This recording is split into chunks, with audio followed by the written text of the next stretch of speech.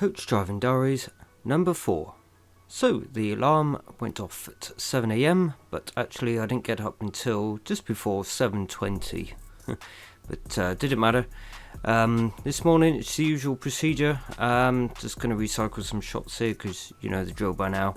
After getting ready, it's coffee, breakfast, and then into the car on the way to the yard. I stopped off at the shower garage on the way, pick up a Costa coffee, had to be done, absolutely. At the yard, got the keys, and before I start the engine, opening up the engine bay, having a quick look around, belts all on, looking good, and just checking the water levels. Just having a dip inside. There's enough water in there I think for this journey, but could do with the top it really, so I thought while I have the opportunity I topped up some coolant. So set the Hanover display to Twickenham because I'm sure it's on here, scrolling through, and yes, there it is. So put that on the front ready.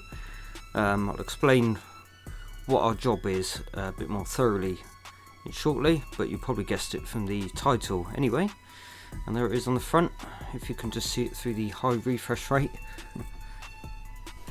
And just triple checking I have my sunglasses. Don't want the incident from Gatwick again, because I'll certainly need these today, and I do have them.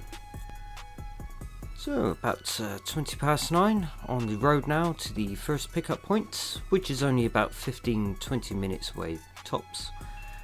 Absolutely gorgeous day for a drive. I mean, look at this view over Trowbridge as we head down West Ashton Hill. Always get a good view on a clear day. So today we are taking a private hire family which are off to see the Six Nations game at Twickenham. It's the first time I've driven to Twickenham. In some respects I've passed it a couple of times on the main drag, the A316, but never actually gone to Twickenham as a destination. I've been as a passenger / crew once on one of the Bath Bristol the Clash games at Twickenham, but I didn't have my PCV then, so I wasn't driving, but I was in the courier seat, so I've sort of been there. But we're off to the North Car Park, so I only know the Rosebind one, but North Car Park looks pretty easy to get to. So I think the run should be pretty good because traffic was looking good at the time. Only traffic expecting around Twickenham really, as expected. So yes, it's the Six Nations Women's England versus Ireland game today. So I had a 20-minute stop at Reading Services, and here we are. It's given me a chance to use the toilet as well, especially after having that Costa coffee, which I knew I'd regret having. And then 20 minutes later, got everyone on board. Got a full load today actually, 53, fully loaded. On for the last leg now, between Reading and Twickenham. So don't worry, I'm not recording the whole run, we'll do the snippets. So I assume the group there is also going to Twickenham. A couple of coaches in here. And then roll out onto the M4 East, M4 eastbound on the 4-lane section.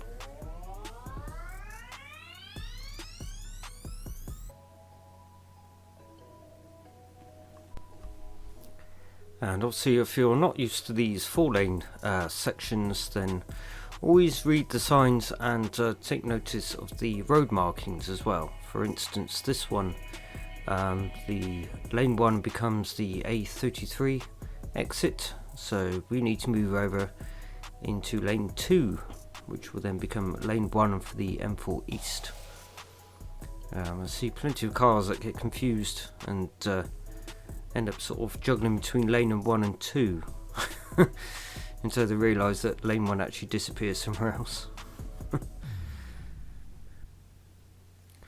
There's one of two ways of getting to the M3 from the M4. One is just carrying on to the M25 and then head south on the M25 a couple of junctions and join the M3 there. Or you can come off at junction 10, which is what I'm doing today. Cutting off at the A329M, which goes through Bracknell. Pass on the sort of Windsor Road, heading down that way, and then you linked down onto the M3. It's not a bad road. Most of it is dual carriageway, a couple of roundabouts, handful of traffic lights as well, but really, if it's plain ball traffic wise like it was today, that's always the best option, and it's the one I always go for if I'm wanting to do the M4 to the M3. M25 was looking okay today at the time, but you know, again, it does vary, so, and especially if the M25 is going to be bad, then always take this option. So here we are, coming up to the M3 roundabout, and PJ Ellis Turismo there on the right hand side. He's just about to straddle the 2 lanes to the right, giving me some room so I can take the left turn without climbing the curb.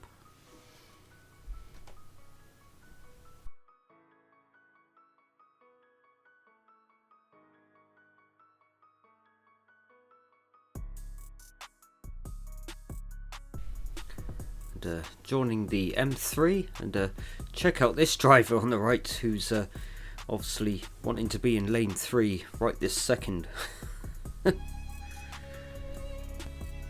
Further down the M3, the M25 peels off to the left, and the M3 becomes a 2-lane briefly. Now, there's been a lot of confusion with some drivers as to whether you can use the outside lane or not, as you are still on a motorway.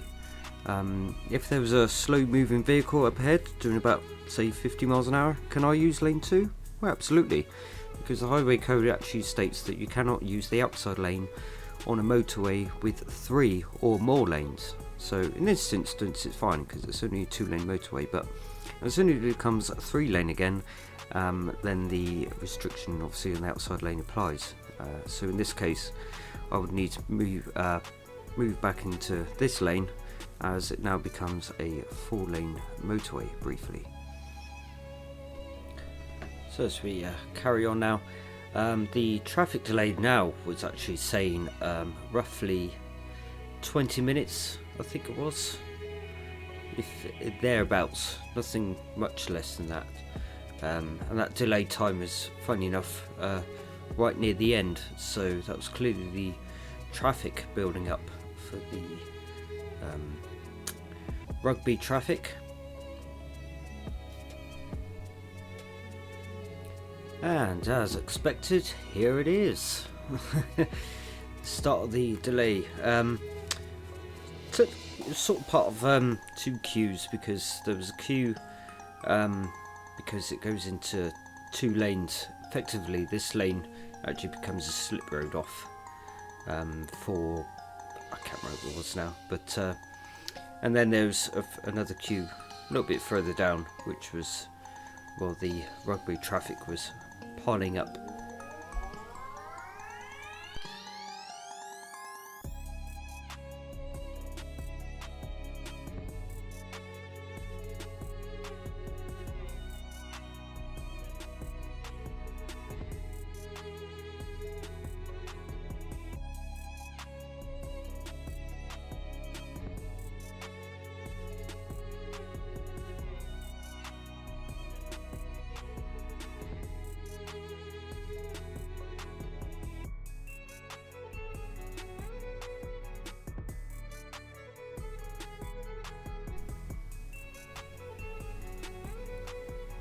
And a bit further down, on the right, coming up, is Rosebine car park. This is where they also park up coaches. This is the one I was talking about earlier, where I've been in before, but they couldn't get into this one. It does sell out fast, mind. So they managed to find a north car park, had some spaces, at least.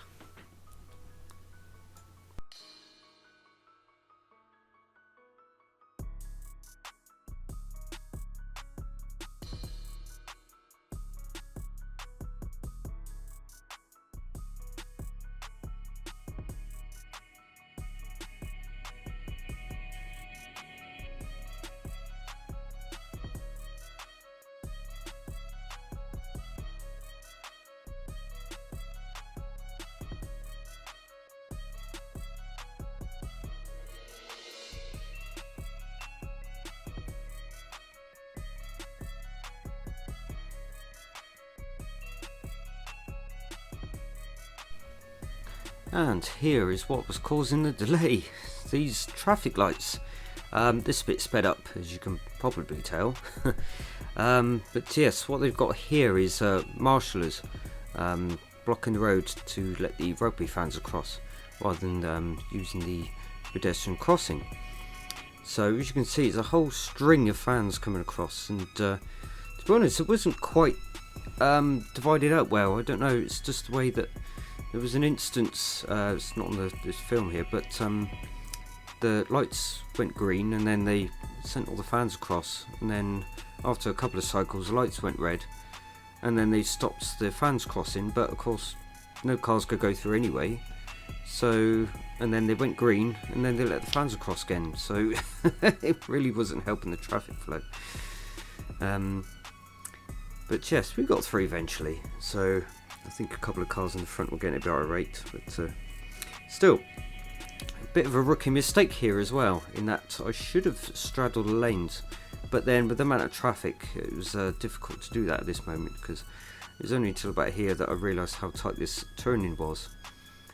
So I got round okay. It's just skimming the mirrors on the traffic lights there, and just taking it slowly, because obviously I need to check the left mirror to make sure I'm not hitting the barriers as well. So here we are, Rugby Road, and you can see the stadium coming up ahead. So we are nearly there. All we need to do is just pass the stadium, and then we'll be in the North car park.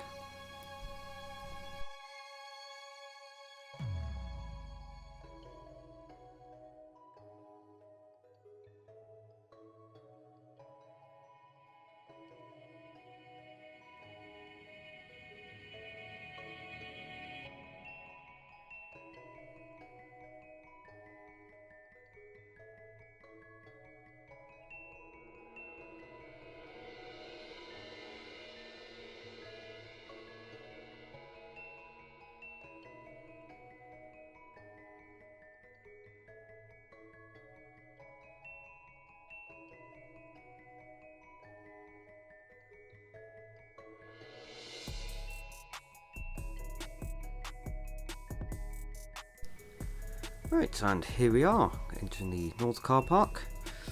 Just trying to understand how this is working, because the coaches are out of view on the left, you can't see them. But went through the gate first, was just having a look at this bit here. It looked like it dips down, so I thought I'd stop and put the suspension up, just in case we'd ground out on this bit. I don't think it was that bad, to be honest, but sometimes it's best to just do it anyway. So I thought it was going to go to the left through the gap, but evidently she was sending me this way, and now I can understand what was going on. We have to come down here and reverse down onto the bit on the left hand side here. So going way past it just to get as much room as possible. And never make it too tight for yourself if all the room is there. So drawing all the way up and then backing upwards, and using my rear wheel to pivot myself around the Range Rover, which is currently out of view obviously, but it's on the left hand side. And then checking the rights, because we are having to brush against the trees here.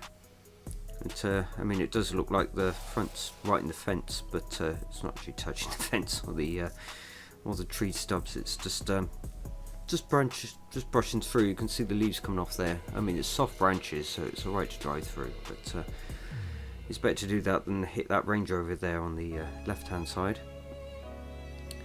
And then we reverse up and park next to the Hills coaches, which again you won't see because it'll be out of view on the left hand side. So yeah, we got here about 20 past 1, so that was good, because they wanted to be here not too early, and obviously not too late to miss the 2:15 kickoff either. So they were happy, and I was happy because actually I had a bonus surprise in that the organiser was checking after we parked up, but he seemed to have come across that we had 3 spare tickets, and everyone was off the coach. He was just going to make sure that everyone did have a ticket, and they did, and he had 3 leftovers. Because I think I mentioned earlier, the organiser couldn't make it anyway. So, well, there's one ticket straight away, but I think there might have been a couple of other cancellations. So he offered it to me, and I thought, well, I mean, to be honest, I don't follow rugby or sports or those sort of things, but you know, you've got a big stadium like Twickenham. It's got to be done, got to go in to experience this.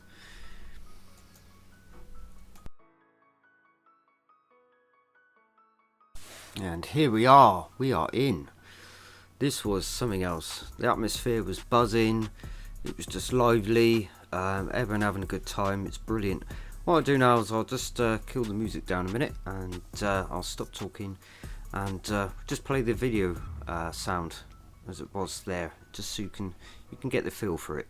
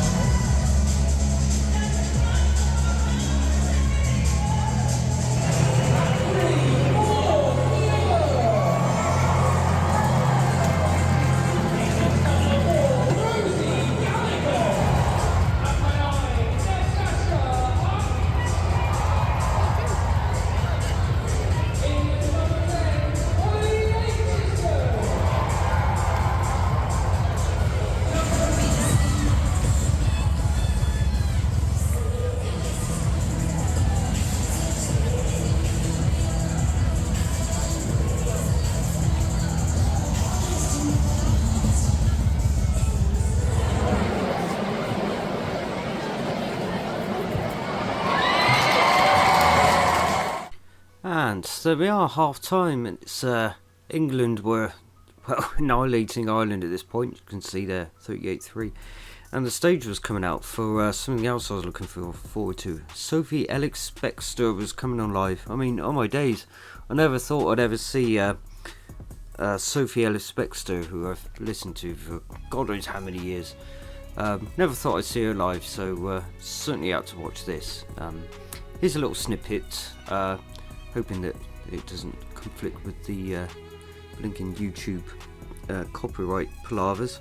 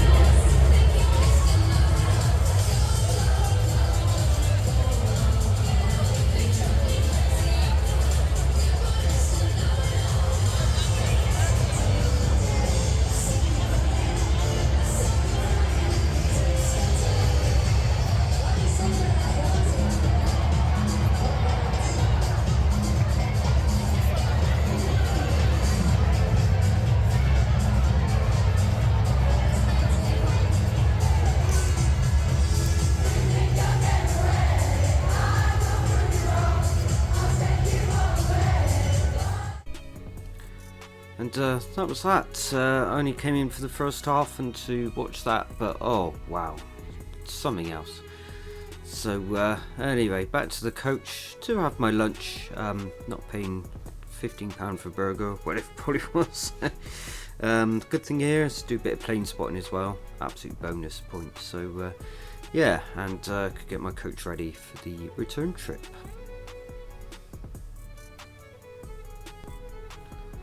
And here we are, well ahead of time. Only because I was going to record the bit going out the car park and passing the stadium on the way back, but I have no recorded files on my GoPro, so one assumes I didn't actually press record when I thought I did. But oh well, wasn't much of interest to see anyway. It's the same route back out, and no dramas. Actually, probably 5 minutes to get out, I think, so pretty good, really. I think it helps at the end of the game that people don't all go at the same time. The vast majority do, but it's all, you know, sort of spread out, so it does help. And we had a quick stop at Reading on the way back. And yeah, that was that. So heading back to the yard now to do a bit of tidying up. And that's that done. So first task when we get back is open the gates and then parking the coach up in the yard, parking it against the fence so it's out the way, positioned right for the coaches there on the back road, the left hand side, which are going out tomorrow. They can get out without me being in the way.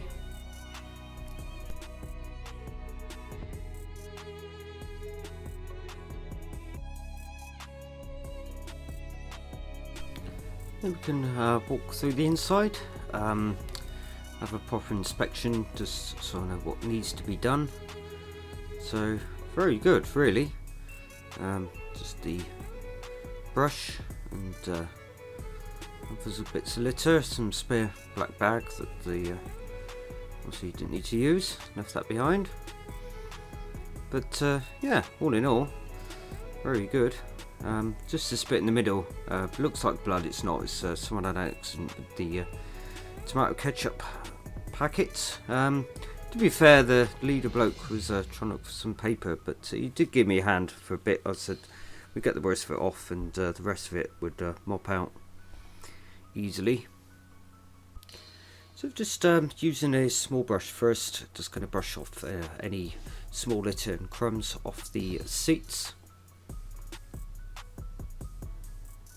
And then once that's done, I'm going to do all the seat belts, clip all the belts in, make sure they're still fine and they all clip in and the clips are working fine.